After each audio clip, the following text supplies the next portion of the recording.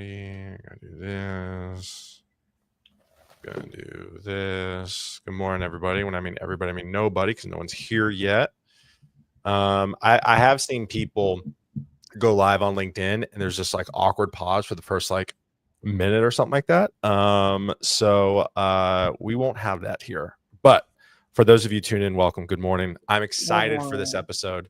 I'm excited for people are probably like, Taylor, you're excited for every episode. I am, because I feel like I get some pretty cool people on the show. But really excited about this. The power of Twitter, X, whatever you want to call it.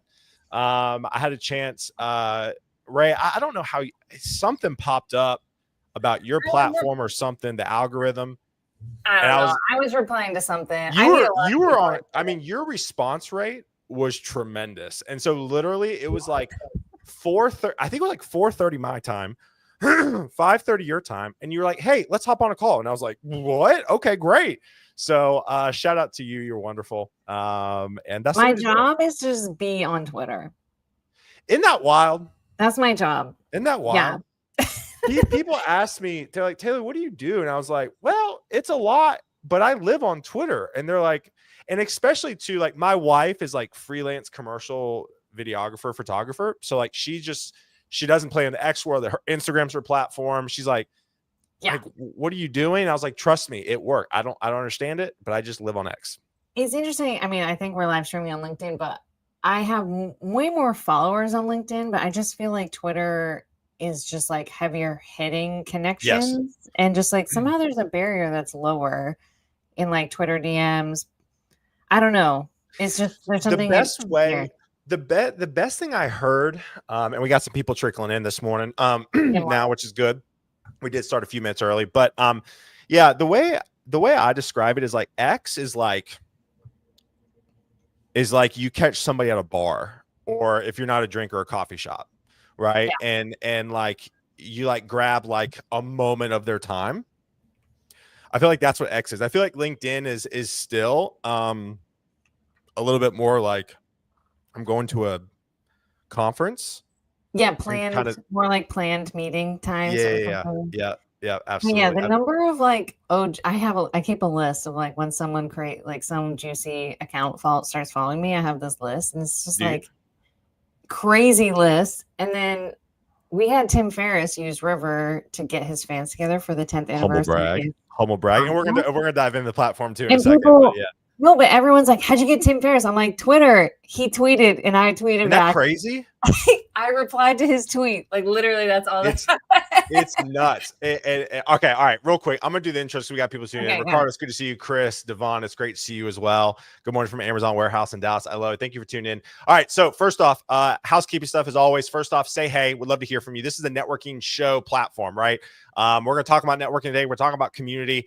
Listen, we're not in the metaverse yet. I don't know if you're tuning in unless you comment, right? So connect with other people in the chat. Again, we're gonna talk about networking. Prime example, Ray's streaming with me today because I just reached out on Twitter, right? I eat my own dog food or whatever that saying is. I'm terrible with saying. So again, please say hey, would love to hear from you. Next thing I tell people is like literally with the networking thing, like network with every guest, right? Shoot Ray connection, follow her on Twitter. And she's a great follow, and just tell her you obviously saw her from the show. So first off, want to give a shout out to Appright. I'm one of probably the only non-technical heroes on a technical program. Love the crew at Appright. Great product. Basically just help you deploy an app faster. I don't really know all that entails, but it's a great product and I love the team. So go check them out. Another thing too, listen, we have a lot going on within the Torque community. We have 5 to 7 streams a week, not to mention some small streams. If you want to be kept up to date on all the things we got going on in our community, check out our site, torque.community. And then if you do want to be kept up to date when I go live with amazing guests like Ray, shoot me a text. It's actually my number. It's not some AI chatbot or something like that. So just text live to 615. That's insane. What? You're giving your phone number. That's insane. Yeah. So text me. Actually, this is an app called Community that I use. So I've heard of this. Yeah, so amazing. it's actually me. It's my number. It's like my second business. It's like my second number. And think of Community like it's basically like texting meets like email. And like if I go to a conference in a city, I can like see all the people. I can like drill down into the city and then text those people to like come to a meetup. So it's pretty cool. Yeah, is it yeah. How much is it? I don't know how much it is now. Okay. I got grandfathered into like the intro pricing. Okay, good work. Yeah. But if you create a community number, right, I will sign up. Trust me.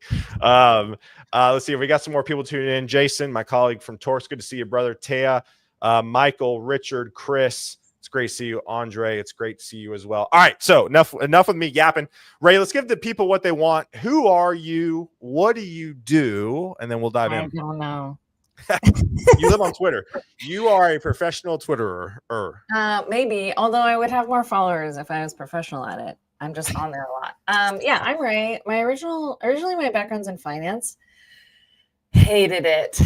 Read the 4-Hour Work Week when I was living in Boston, working at like custodial finance at State Street Bank. And my husband and I decided we wanted to work in startups. Okay. After learning, we're like, what's angel investing? What's Silicon Valley?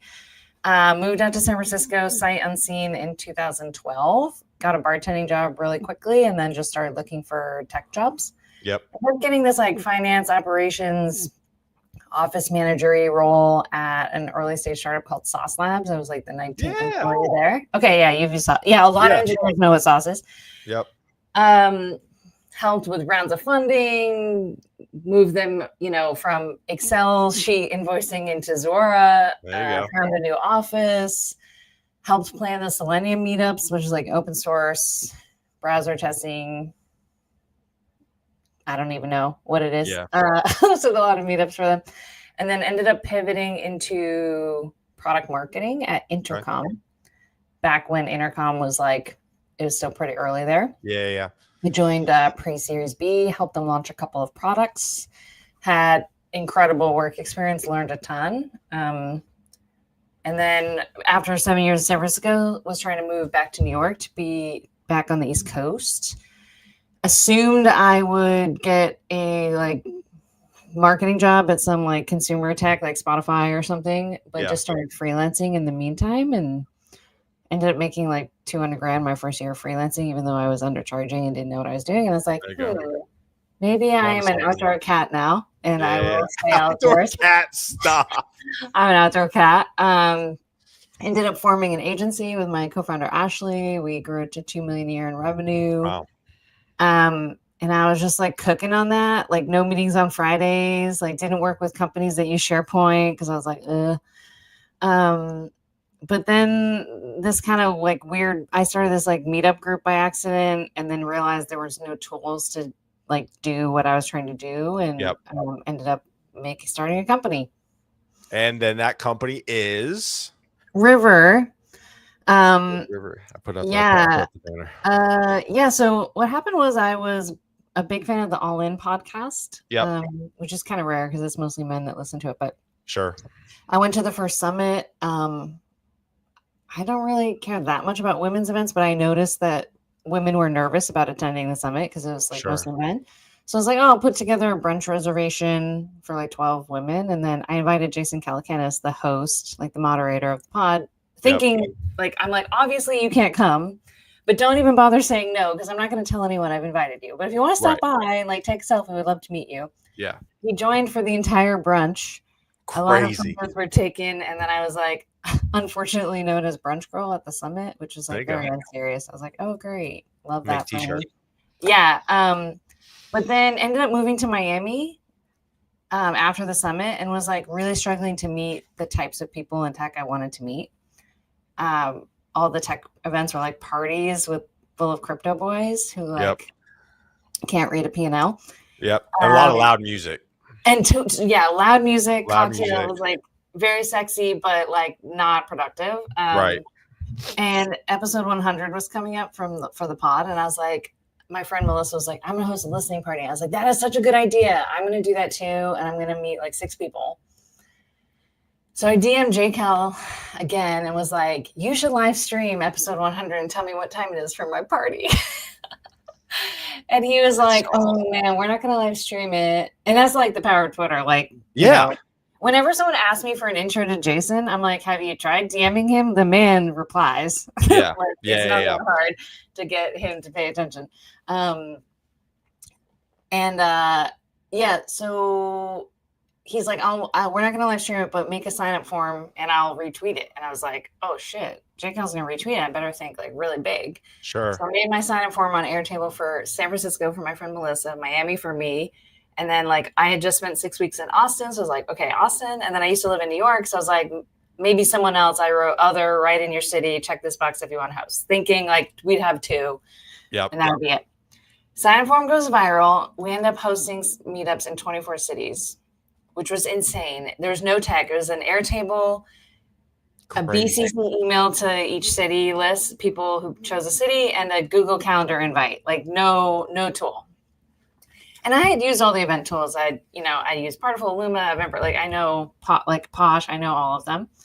But I was just trying to like keep it really simple. And so yeah, like 1,000 people got together in 24 cities. It was insane. And my husband was like, I was staying up really late to like get it done. He's like, what are you doing? I'm like, I don't know. We're just doing our best. We're just doing our best. I'm too tired to even ask myself that. Like, I'm just going to like get this done. And then I was like, that was weird.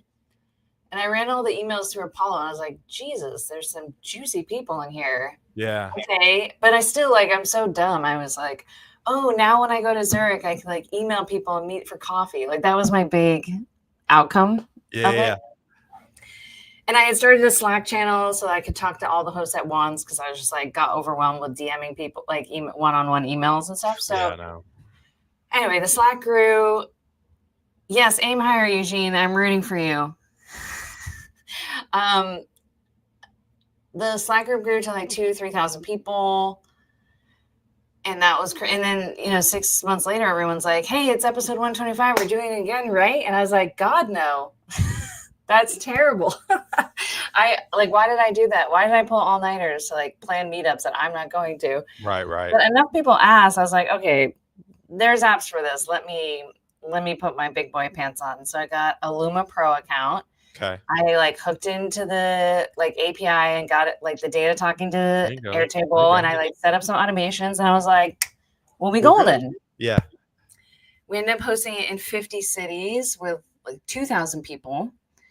But no time for me was spared.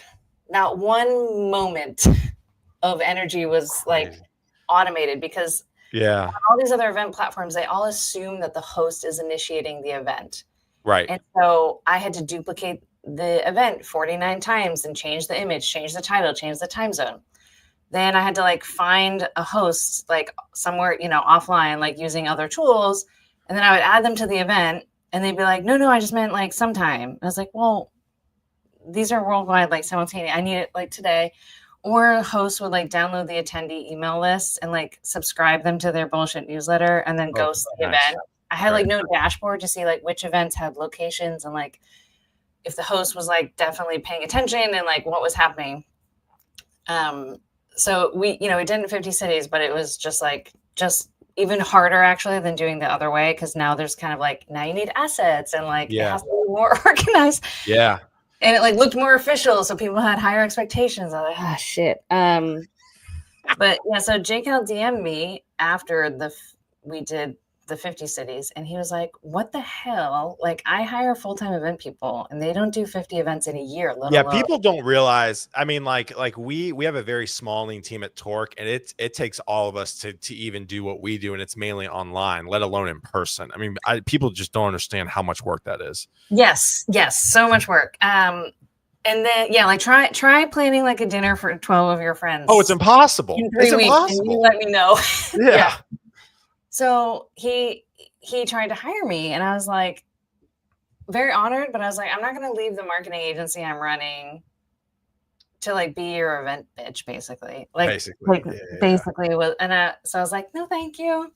Also, like probably like the only person that would turn him down too. If we're just being honest, like if Jace Calcanis is in your DMs asking to hire you, and you're like, nah, I'm good. No, it was but I'm just like, also I know he's like a lunatic and like probably like works like a dog, and I was like, oh no. Oh yeah. So I turned him down, and then 3 weeks later he's like, what if I invest $100,000 and you start a software company? So now I work even harder and make even less money building River. But River is all about like letting the community host and basically like letting other people host events in your under your brand with some brand control and like data control.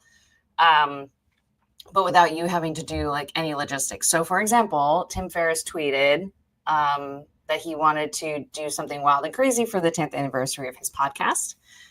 Since I'm chronically on Twitter, I just replied to his tweet. Someone tagged me in and I dropped everything. Was just like, let me type, like, let me write the best reply. Let me reply guy like right now. Anyway, like 2 days later, I got like an email from his team. So we spin up the events. You know, you just create one event and then we duplicate it across every city in our database in one click. So you don't have to like, you know, duplicate every individual event. Yep. And then they're fake saved the date events. They're not real. But what happens is the community page is geolocated. So Tim is just like, hey, everybody go to, you know, River/Tim. Yep. And if you're in Nashville, you see Nashville. If you're in Boston, you see Boston. Like you can also propose a new city, but our database is like of the cities is pretty big. Sure. You can either register to attend and then it's a normal event app. Although like kind of crappier until recently because we just like we're so early stage. It was like just we gotta get out the door. Yeah, but now it's like a lot smoother. But you can register to attend and then it's a normal experience, or you apply to host. And the event only happens if a host steps up. And then once you apply to host, you get dropped into like an applicant tracking system, kind of like when you apply for a job. Sure. But it's much lighter than that. We kind of vibe check you. Maybe the community asks questions, you fill them out. Sure. Once you're approved, you take over limited edit access of that event. So if the community settings let you have emails, then you can have emails, but some communities don't. Certain things you can change, some things you can't. We have like show notes that are just like instructions for once the host is approved that they just see right in the event. And it's just the result is instead of waiting for people to propose events, it's just orders of magnitude higher conversion on events. So Tim announced, and then 3 weeks later, he had 154 meetups with like 5,000 people. Jeez. And it's just simultaneous. And then while everyone's at the event, we text you and say, hey, snap a pic and a video and upload it to the event page. Brilliant. Curate all of those for the community, and then Tim gets like tagged and inundated with like tons of user generated content. So it's just like a really fun way to let your community get together without you. Yeah. And then you're just, instead of promoting one-off events, you're just promoting the community page in general. And then people can propose events whenever they want, but we kind of do like campaigns and like activations. Yep. That's so cool. And there's so much. Let me ask you this. Do you have a hard stop in 15 minutes? No. Okay. No. All right, good. Because there's so much I want to unpack. I'm not going to keep you too long, but like there's so much to unpack. So let's talk about, I know we were yapping about it before, about people were joining in, but talk about the power of literally just liking and commenting. I mean, you've built a product essentially based off liking Twitter, the liking and commenting and engaging. I mean, talk about why this is. So I want to talk about from the individual side, and then I want to talk about from like community first companies moving forward. But talk about from the individual why it's so important just to put yourself out there and start engaging. Yeah, and I know you have a lot of engineers in your like audience and your community too. Yeah, so like the engineers on my team, I'm like, they'll say something like, that's a banger tweet that. And they're like, nah. Yeah. It's like they're very like risk averse and like people are afraid of being judged. But it's like, listen, no one's listening to you at the beginning. Nobody. No one gives a single shit about it. And you can also just like, I delete tweets all the time if they just like didn't really pop and like get, maybe it was actually a good concept, but like I posted at 1 a.m. and like no one's online or, whatever. Yeah. You can always delete tweets, but I just think it's like thinking out loud, sharing my thoughts, like sharing what I care about. And then eventually like the right people start to notice.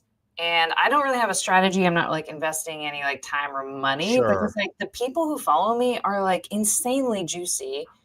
And yeah, it's just like an amazing way to like get connected and let people know what you care about. But the thing is like every individual post is like worthless. It's the history, it's the sum of the parts. And it's like, there's been a few times with my engineers and my co-founders where I'm like, okay, please post this. And I'm like, it doesn't matter. I'm like, okay, but that's why you have 147 followers and I have 4,500. Like you gotta, it's just like one grain of rice, like, every few days. And then it compounds. And then pretty soon, like, Tim Ferriss sees my reply, and then it's like, oh, Jason Calacanis follows me. All these like other, people from the All In podcast follow me. Like a bunch of people follow, and it gives you some credibility. Yep. And then now they're in your DMs, or they're like giving you a phone call. Yeah. I tell people all the time that I think the world is kind of preached this whole virality thing. And that, like, if you don't go viral, it's not a good post. And what I've realized is that, and I've been listening to more marketing podcasts as of late, and they're all starting to say the same thing. And that going viral now doesn't really move the needle in terms of buying power. It doesn't. Yeah. And what I say, it's more of the smaller posts over time that actually make a difference. Yeah, it's all flash and pan. I mean, when I worked at Sauce, it was like heavy engineering, culture for devs, by devs. Yes. And like my biggest like advice now to engineers is to like start caring about marketing. I felt like when I worked in kind of sales and marketing roles, the engineers kind of looked down on us. Like, they just think that like, oh, I can speak English, therefore I can do marketing, and or I can talk to people, therefore I can do sales. It's actually way fucking harder than it looks to get people to care about your idea and to give you money for your idea.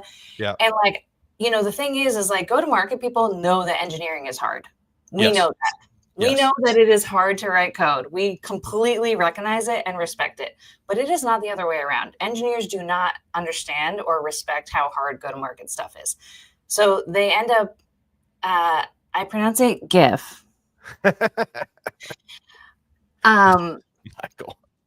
Engineers just don't understand how hard go-to-marketing is. Go-to-market stuff is until they start building their own product. And then they're like, wait, I built all this time. And I see so many engineers post like, new thing coming out. We spent this many hours on it. I'm like, no one fucking cares how much time you spent on it. They want to know, what have you done for me lately? What is this going to solve for me? And I just find it such a shame that there's so many smart engineers who just like didn't give me as a go-to-market person the time of day. They could have learned from me. I was busy learning from them, let me tell you. Yeah. And now they're like wondering why no one cares. Or it's like, oh, you couldn't be bothered to like tweet or write a comment. Or, my team, sometimes they will like just share something on LinkedIn, but they won't like say something about it. I'm like, don't you dare just like repost it without saying something about it. Yeah. And they're just like, oh, it's just this one. I'm like, these are the reps, man. Like, it's like saying, one line of code doesn't matter. Yeah.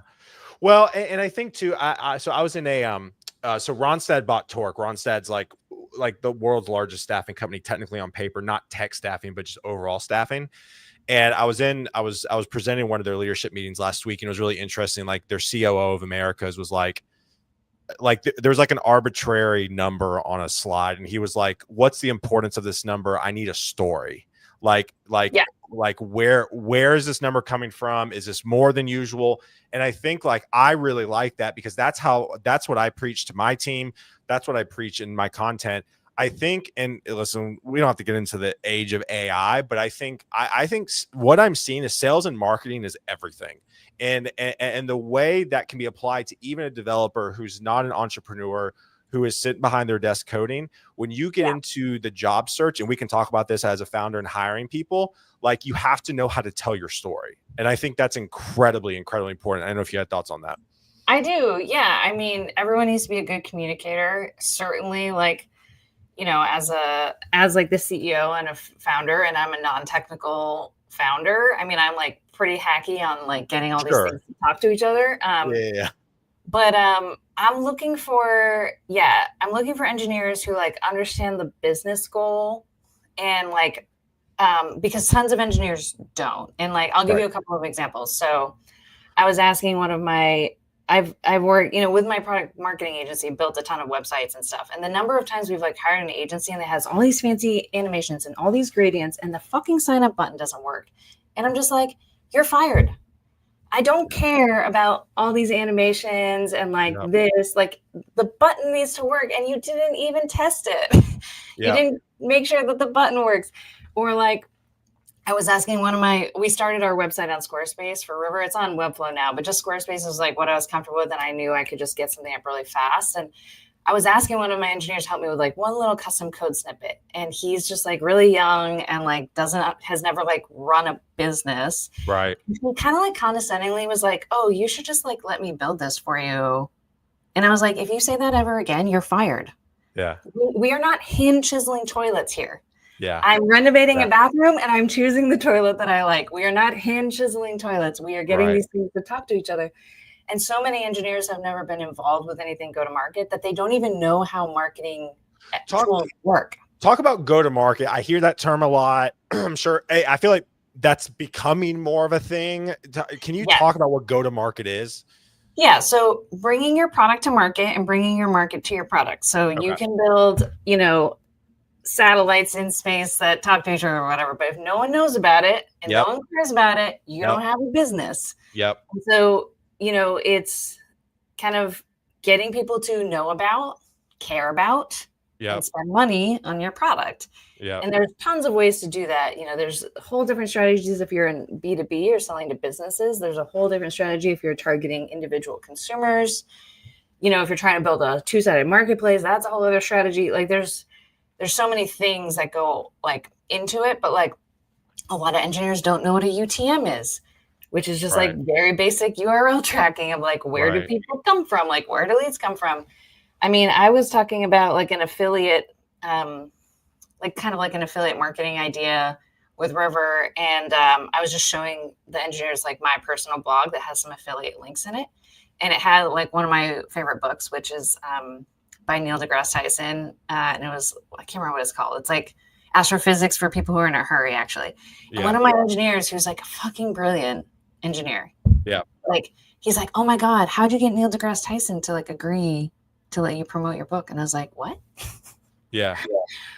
Oh God. And like so many times, you know, an engineer will be like, "I'll build this thing." I'm like, "Yeah, Intercom does that. Like, we're not doing that." Like, they just don't know. Like there's a whole world of like go-to-market tools and how the marketing tech stack works that they just like, they don't even know that they don't know. Yeah. And it's just a huge problem because they end up building things from scratch. Their funnel is like completely disjointed. You know, a funnel is like a relay race of like getting people to find out about you and go through the whole journey of becoming a delighted paying customer. Right. Like if you've never tried to get anyone to care about and give you money for what you're building, you're just not familiar with these things. How can somebody, so if somebody's interviewing for a job with you or with any other founder, how can they position themselves as fast as they feasibly can during the interview? Because I think I think the hard part of interviewing is definitely like thinking on your feet. It's framing the conversation in real time. How can people understand the problem that the founder is trying to solve as fast as possible?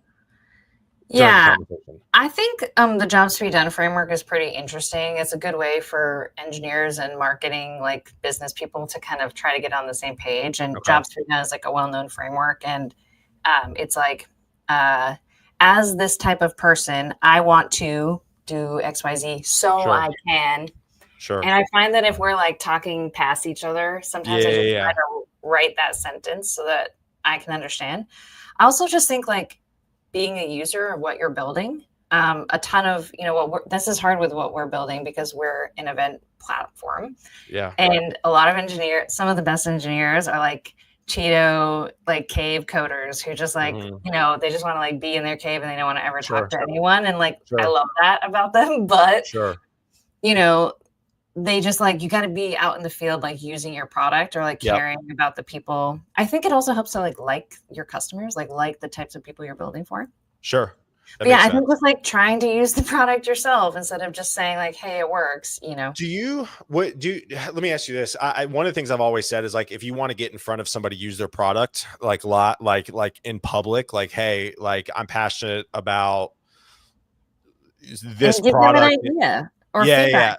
Like, do you like that? Like if somebody was out here and they're passionate about helping people and they're passionate about community, they're out here trying to leverage River in a certain way. Well, I'm assuming that will catch your eye in a very good way. Okay. Yeah. By the way, Emre, I do not I do not threaten to fire people very often. Probably just that one time, but I love it. I love it was it. mostly a joke. But like, just kind of, it's just like me reacting to the like condescending nature of engineers who like don't always. They Sure. think that they think because I'm not technical, they just like know way more than I'm like. Well, Sure. there's a big ocean out here. Yeah, so I really like when people like use the product, give feedback, or give ideas. And I will say like it's hard to give me an idea I haven't thought about because I have been like Deep crying, in it. sleeping, breathing, Yeah. eating river Crying. for like over 2 years straight. So like, Yeah. don't expect that you are going to have an idea that I've never thought of, or Right. like, oh, have you heard of this tool? Like, yes, of course I've heard of this tool. I'm like, I do nothing else but river. But if someone comes at me with like a pretty good idea, even if it's not a new idea, and I'm like, wow, this person has clearly only been thinking about this problem for 15 minutes and they're on the right track. Yeah. Very impressed. I love that. I love when people like use the product and give like actionable feedback. That's fantastic. Although like I was chit-chatting with my neighbor and they were like introducing me to their son who just graduated from college this year with a degree in entrepreneurship. And he's like, not really a target user of River. And he's like, I'll take a look and give you feedback. And I was like, go fuck yourself. Yeah. Like how do you even study entrepreneurship? Like, right. What? Well, and that's a whole nother conversation. Going to school for entrepreneurship is kind of like kind of an oxymoron, but neither here nor there. Let me ask you this. Let's talk about, I keep harping on community. I know people roll their eyes because I talk about it so much. In my opinion, I think it's really the new way of marketing. I think there's a huge shift in marketing right now, and what is marketing, what is traditional marketing, what is kind of the newer way. Why do you think companies need to be community first? Yeah, I gave a whole talk on this. So studies show that people are really lonely. Yeah. The time we spend alone has like skyrocketed since COVID. It has not really dropped down. And when I first like double clicked into this data, I was thinking, oh, we're just working from home. But that's not even true. The percentage of 12th graders going out with friends 2 times a week has just been on a like steady decline since the 90s. Interesting. Okay. So, like kids aren't hanging out. And then we actually don't. I was like, okay, maybe we're just all homebodies now. We prefer it this way. We don't. Like if you look at Google search trends for terms like where to make friends, how to meet people, social groups near me. Do you have your talk up right now? Are you reading it? I'm just reading it. Yeah. I love it. All this data is just like skyrocketing.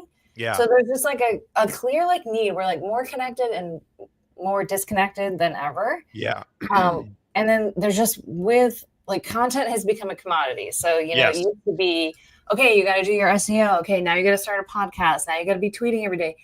The problem is like with all this generative AI, like, so right now there's 4 million blog posts published per day, 95 million Instagram posts, and 500 million Twitter posts. And with generative AI, this content is going to double by 2030. Yeah. So like, you can't just like post content. You have to engage. I call these people cold creators, people who just like churn out content and then they never chit chat, or they never answer questions. They're never like held accountable to like their ideas or anything like that. And so people just really want like more connection. And, also people are just going to share their ideas more in a smaller group, like vetted setting. Yeah. For example, like the all-in Slack has like 3,000 people. It's not really that juicy, but then like the little like the city channels, like this WhatsApp LA, WhatsApp Boston, it's just like constant. And so people are just want to be more with like-minded people. They want to feel like safer space to exchange ideas and like give each other feedback. So yeah, I just think like figuring out community is going to be super important because like, when the internet came online, it's like, okay, now everyone needs a website. Okay, shoot, now everyone has a website. How are you going to stand out? Okay, SEO. As all these new tactics come into play, you just have to like the goal post keeps shifting and the tactics change, and that tactic's exploited, and then you need to move on. Yeah. I think people, and I pull a lot of my inspiration. I've talked about this all the time from like run clubs. I don't run, but I think run clubs are fascinating. I think like CrossFit was, kind of the original OG community, right? You have High Rocks now, you have all these, and I think, I think I think communities built off shared suffering. I think the shared suffering for what we're trying to build is the job search, right? Everybody goes through it. Everybody knows suffering. So that's what kind of I'm building our community around as a job search. But I think people, it's just like Barrett, my kids never go out. It's one of these things where if, and this is what I'm so passionate about, is like starting super small. Right. And I mean, you kind of went for it with all in, and shout out, props to you for that. But like, I think people see a me online and these communities of thousands of people. I started my career inviting 10 people out to lunch. Yeah. That's it. And then you slowly build on that. And I feel like, in the age of AI and just everything's a commodity now, like staffing companies, Torque, Ronstadt. We're a staffing company. There's a gazillion of us out there. You go to the Northeast, there's probably more staffing companies than there are churches in the Northeast, right? And so it's like, what's going to make you want to use that staffing company over another staffing company? It's how that staffing company is loving on people. And I think that goes for every organization, every skill set, everything from a business perspective. Yeah. Then the trick is to like keep it curated enough that it's has that touchstone, and you can develop that group lore. And I agree with you, like that shared trauma. I mean, I always say the fastest way to grow your network is go work at like some shithole company that's like completely toxic, and you'll all bond over shared trauma. I have texting groups. I have personal texting groups that are literally called company trauma bonded. Literally the company and trauma bonded. And I have group text. Because it's a bad company, everyone leaves. So now your network just like exploded. Whereas if it's a great company, everyone stays. Like you don't know any company. So it's so funny. Yeah. I think this community stuff is really important. I think hosting is I host a kind of different types of events like pretty regularly. And it's just such a great way to build relationships and meet people. And for example, once a month, I host this fancy toast and walk on the rail trail. We just literally make toast and like a pot of coffee, and then I'm coming. Make their own toast, and then we live like near a rail trail, so we go for a walk.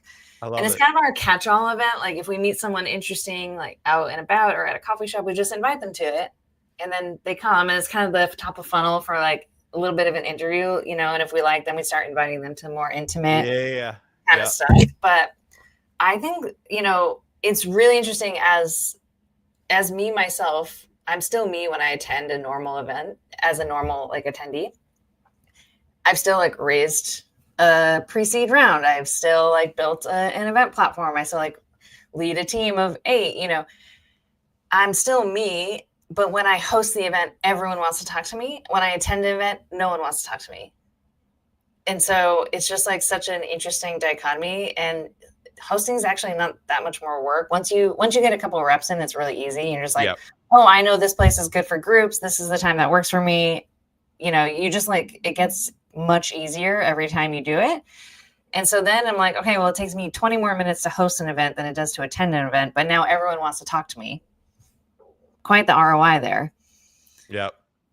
I love it. All right. So as we wrap up here, again, I don't want to monopolize too much of your time. I want to go back to any other thoughts, encouragement to folks who are on the job search right now. Anything that maybe we didn't cover, anything that kind of pops to the top of your brain. Yeah. I mean, I think we hired pretty much everyone in the T3 Discord, which is like run by Theo. Theo. So I think like being active in a community, like in the tech stack that you care about. And we were just kind of like poking around. We're like, okay, well, who's been answering questions? Like, well, we'll hire them. So that's kind of an interesting, piece of advice.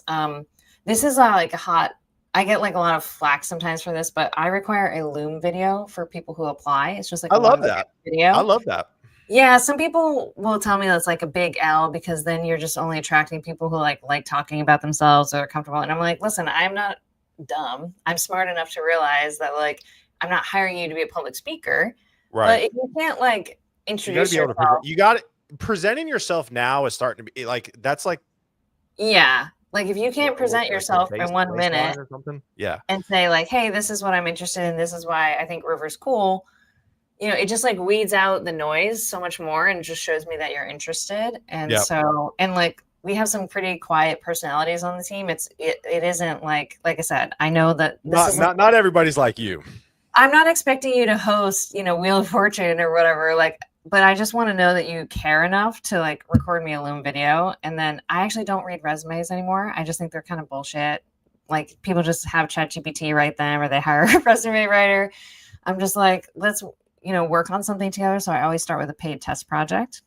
Oh, you do paid? At their market rate. At their market rate. You tell me how much you want to be paid and I will judge you accordingly. Yeah. But that's awesome though. I love that. Yeah. So we do a Loom video. If I think you're cool, I'll meet with you for 30 minutes. And if that works, then we'll go straight to a paid test project and I'll give you something. That's awesome.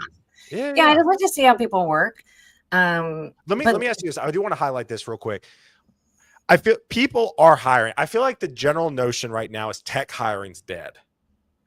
Well, so here's the thing. I'm never going to post a job posting on LinkedIn because I'm going to get inundated with 100,000 applications.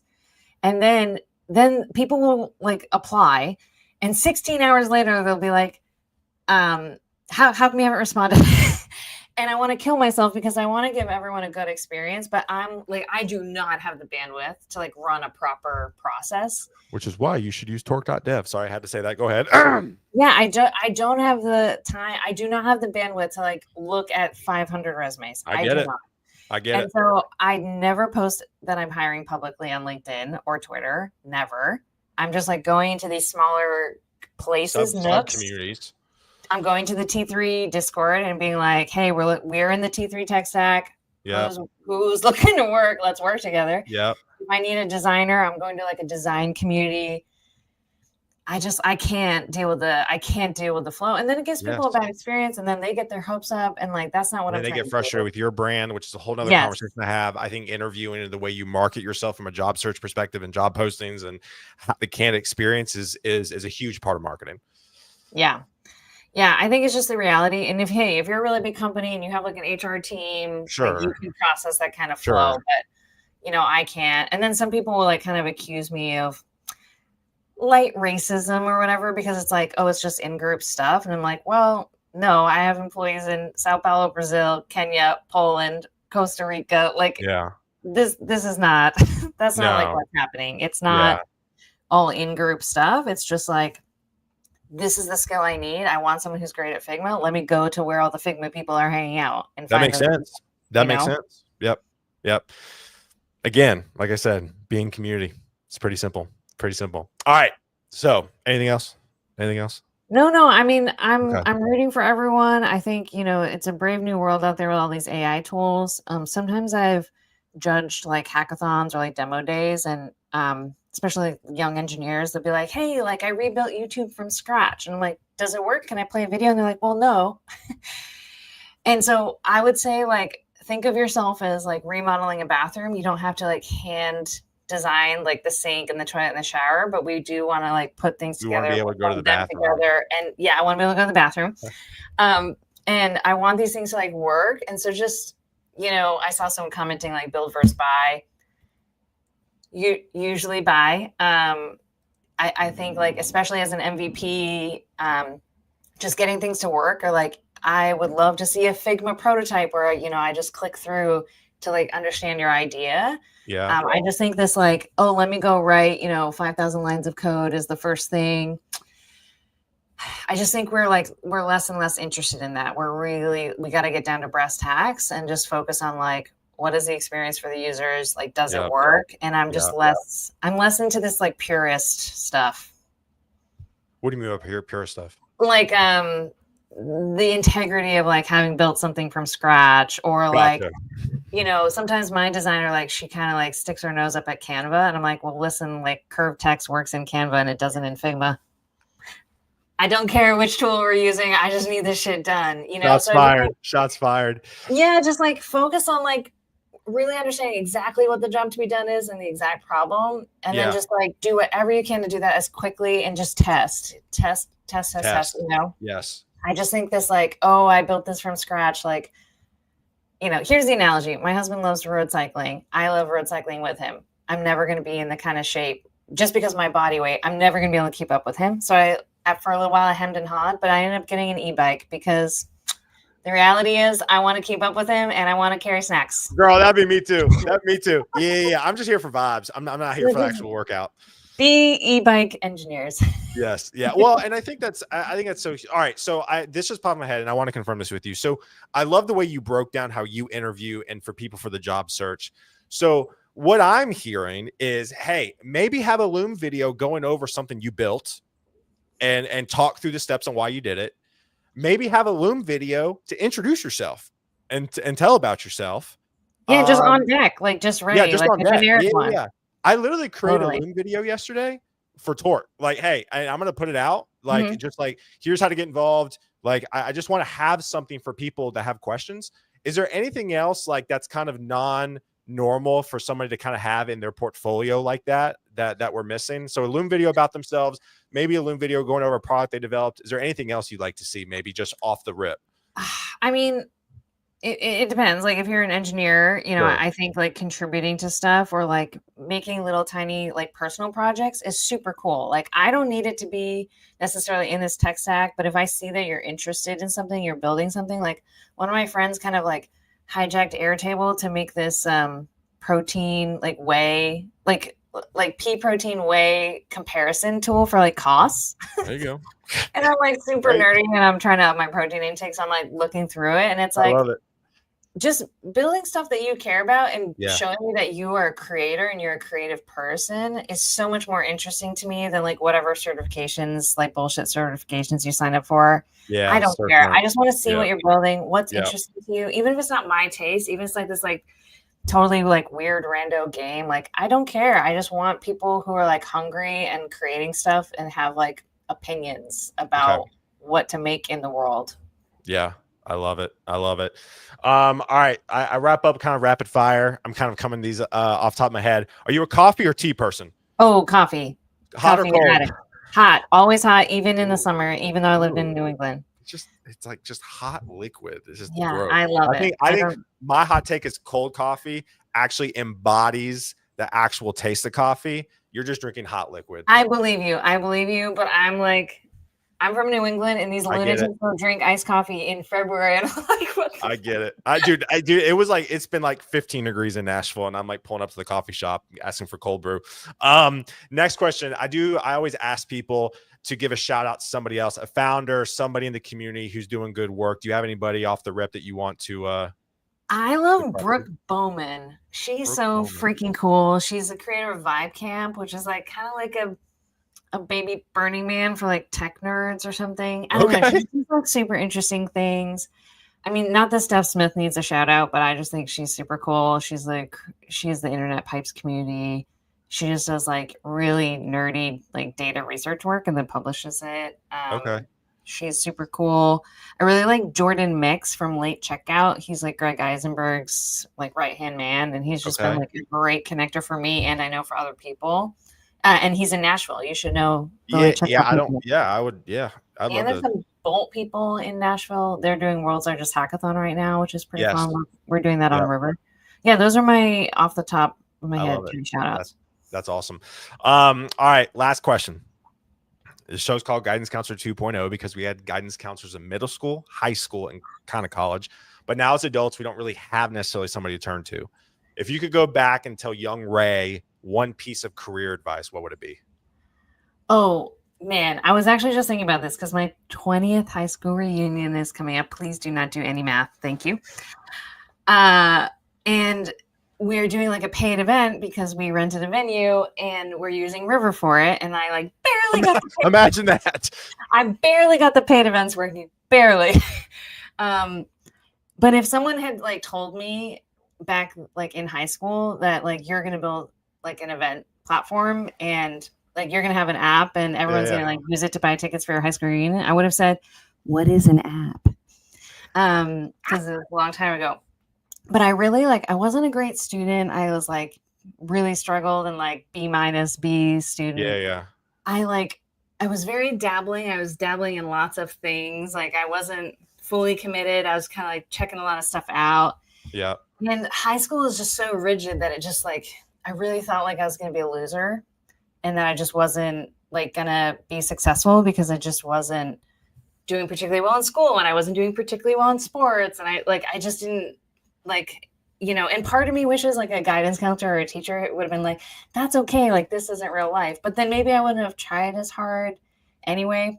Yeah. I'd say like following your curiosity, you have no fucking idea how great it can be. You do not have the imagination to predict the upside of like doing the things that you care about with people you care about. Yes. You lack the capacity to imagine how great it can be. Yeah. You're very good at imagining how bad it can be. And it's like never that bad. Right. So I would just say like following your curiosity, like working hard and like creating something only you can create. And that takes years to find. Like I just feel like I was circling it for like such a long time. But if you just say yes to the stuff that excites you and no to the stuff that just doesn't feel right, eventually you will be in your own bowling lane and no one else will be competing with you because you'll be doing your own shit. Yep. Yeah. My brother was the same way. He and I are very different. My brother definitely bounced around a lot. And some people would have called him like non-committal or not motivated. I know that was kind of told to him, but he's a fantastic product owner. And he's very passionate about it. And he's kind of wedged himself in the ticketing space. And so yeah, he's fantastic. So yeah, I agree with that. 100%. Yeah. And then the last thing is if you're someone who has new ideas, just used to being treated like you're just going to be exhausted all the time because everyone's going to think you're a lunatic. And like, that's just the cost of being like right on the edge, like right in front of kind of like mainstream ideas and thinking. And like, it's happened to my husband so many times. We're co-founders. He's a data scientist in the AI space. Like there's just so many people with PhDs telling him like, no. And it's like, just know that like, if you are thinking of things early and new, it will be exhausting and you'll you'll get to the point where you'll stop telling people because they'll just like think you're an idiot and you're like, okay, well, I think you're an idiot, but you can't say that. Right. So just know that if you're doing like innovative stuff, like you're going to, it's going to be table for one, table for two. It's going to be kind of small. Yep. Agreed. Well, awesome. Well, Ray, where can people find you? Twitter. What's your Twitter handle? Twitter at Raechel Lambert, but it's spelled funny. It's Raechel. At Raechel Lambert. Yeah. Same on LinkedIn, I think. Awesome. Cool. Fantastic. Well, y'all, thank you for tuning in. A lot of comments today. Raechel, stay on a second, say bye to you backstage. But tomorrow, going live, 9:30 a.m. Central with my dear friend and MC co-host from Epic Web Dev, Bree Hall. She's a senior dev role at HubSpot. We're going to talk about how she pivoted after 3 years of not finding her first job in tech and just how to stay positive. It's going to be a great conversation tomorrow. You have a good one. Connect with Raechel. She's obviously fantastic. And we'll see y'all tomorrow morning. Peace. Bye.